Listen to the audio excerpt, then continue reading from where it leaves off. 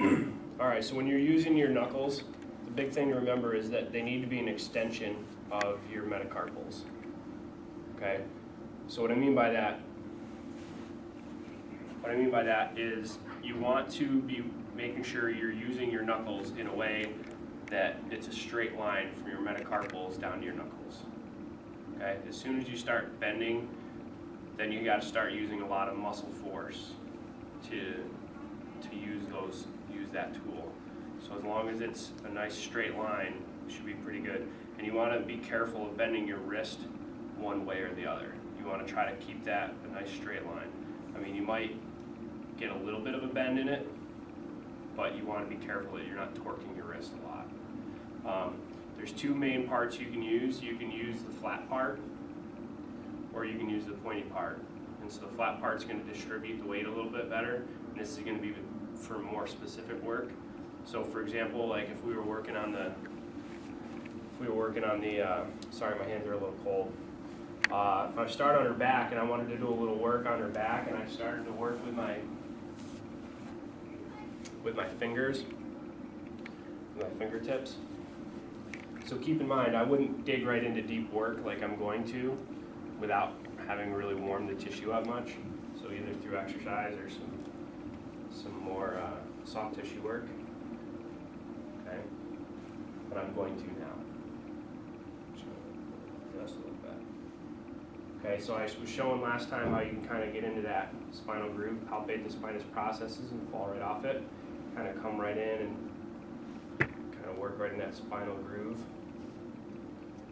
Say I want to get a little bit deeper, and I just can't quite get the pressure that I wanted with two hands, then I could go to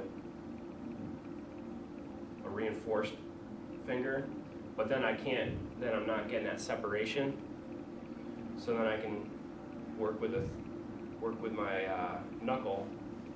It's not quite as specific, but I can get pretty deep, and I can start to spread that tissue.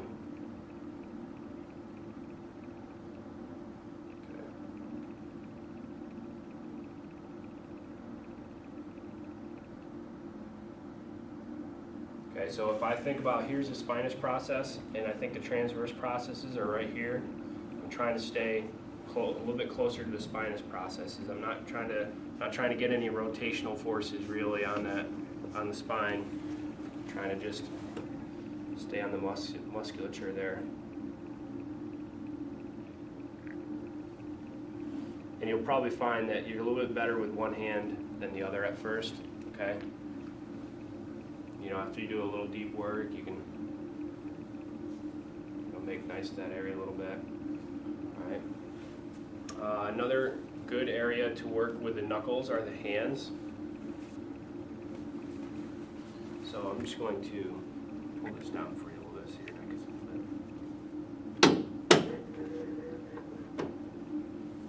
Is that all right for you?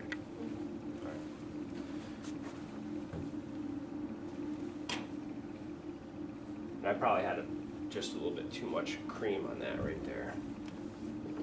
Were you anchoring also on the back? Yeah, so I was kind of anchoring with one hand and kind of working with the other like that. Okay. So I can just get a little bit of cream on that hand. Okay. So I can hold the thenar eminence with this hand, and I can work at the hypothenar eminence. Just kind of spreading that palm.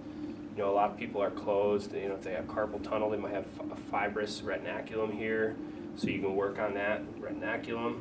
You know, you have bone right here and right here. You want to make sure you're not using your pointy knuckles on that bone. So if you're working on that retinaculum, you know, make sure you're palpating first, find that area, and then you can work on that. Okay, so I'm not really doing much with this thumb. It's sliding a little bit, but I'm not doing much other than just anchoring that tissue down.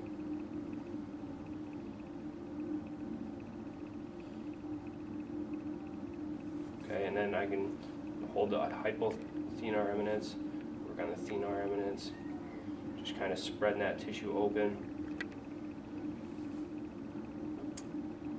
And you'll find right in through here, You might find some nice taut bands where you go from the flat part to the pointy part of your thumb. Is that all right for you?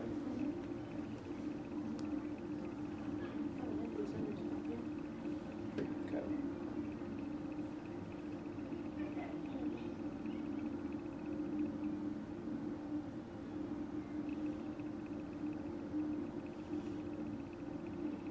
Is that too much? Okay, so you're kind of just spreading that tissue nice and slowly.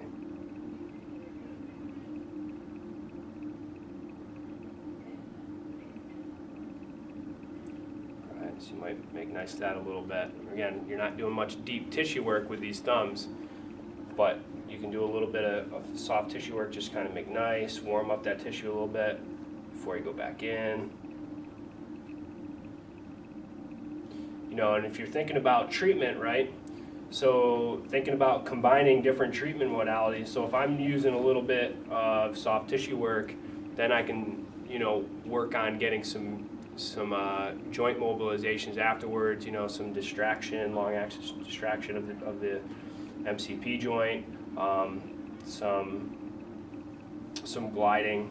You know, so think about how you can access both the bones and the joints and the muscles, okay? One might lead into the other nicely. All right, so I'll have you turn over onto your back.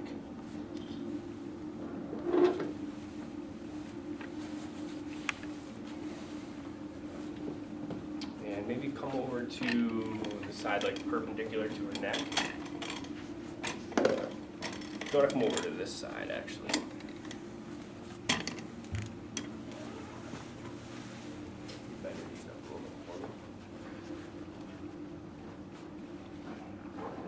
For you. Okay,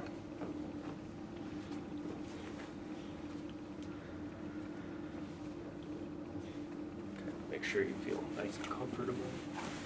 All right, so a really good place to work with the knuckles is the suboccipital muscles. Okay, maybe an angle for like here. Again, so I'd have done some work to loosen this up nicely. So if I can get some little rotation here. So a really important consideration when I'm doing this work is to not pull her hair. So I'm not going to be doing a lot of long strokes. And when I do the work, I'm going to kind of be mindful of her hair. So I'm going to kind of take up the slack in her hair and then do some work. Okay. So I have enough cream on my hands now.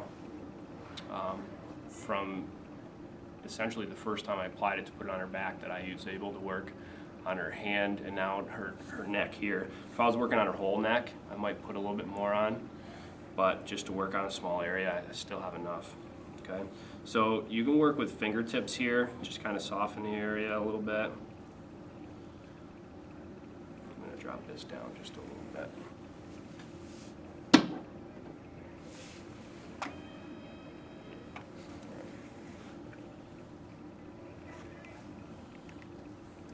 With your fingertips, just kind of soften that a little bit. You know, you can think about all these muscles attached to the occiput. You can think about pulling them off the occiput with your fingertips. Again, so notice when I take a stroke, I don't automatically just go right into the next one. I kind of reset with her hair so that I'm not going to be pulling her hair too bad. Let me know if I am pulling her hair.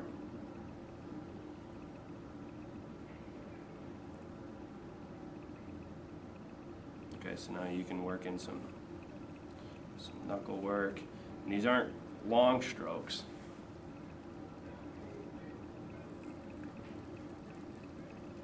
Might get a little rotation, passive range of motion with these at the same time.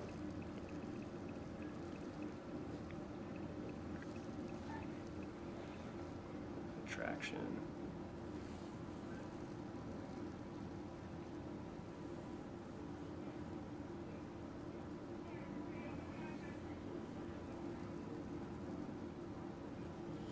You know, one of the purposes of using your knuckles is just to save your fingertips. I mean, I can do a lot of this work with my fingertips.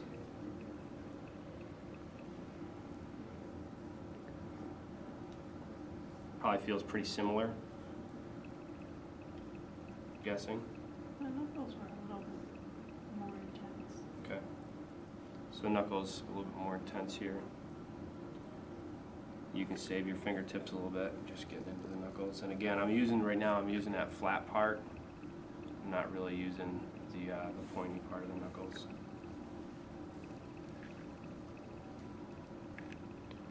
It might work.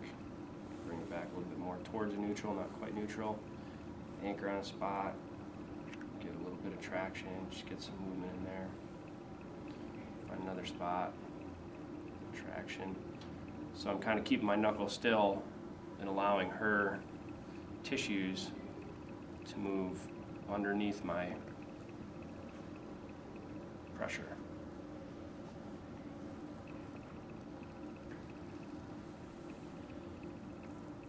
So that's where you want to communicate with who you're working with and say, you know, if you work a little bit with your hands and or with your fingertips, you work a little bit with your knuckles, say which one feels better.